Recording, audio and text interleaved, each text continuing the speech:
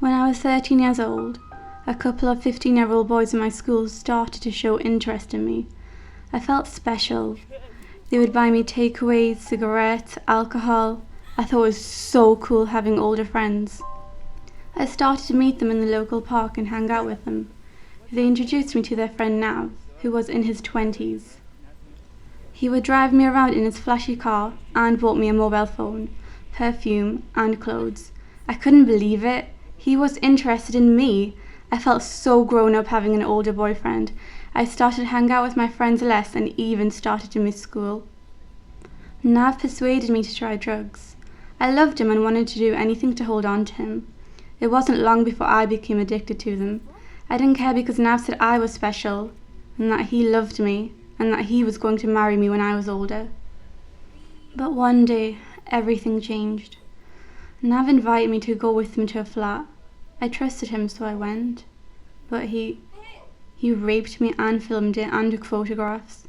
He started threatening me and said he would send the photos and the films to my family and put them online.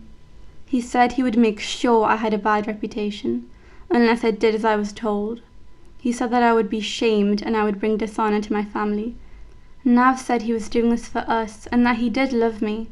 He said he owed money to his friends and that if I really loved him too, I would help pay off his debt by having sex with his friends. I was confused and pressurized and felt I had no choice but to comply with his demands. For the next 12 months, he passed me around to his friends and other men. It was awful. I would be taken to different houses, flats and hotels where several men would be waiting for me. They would beat me and burn me with cigarettes and film me. Sometimes I would be driven to other nearby towns. I started to rely on drugs to block out what was happening to me. I even started stealing money from home to feed my drug habit. Nav wanted me to invite my friends and my younger sister to the flat so the men could abuse them too. I became really depressed and felt alone and unable to ask for help, so I started to self-harm. I thought I would be judged and blamed. What would my friends, my family and people in the community say?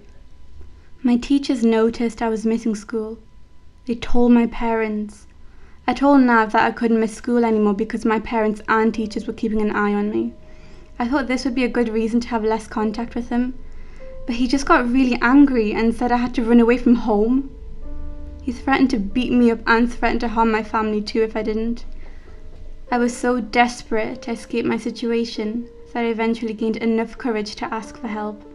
With the support of a friend, I contacted a women's group. I told them everything, and they didn't blame me and said that I was a victim of sexual exploitation.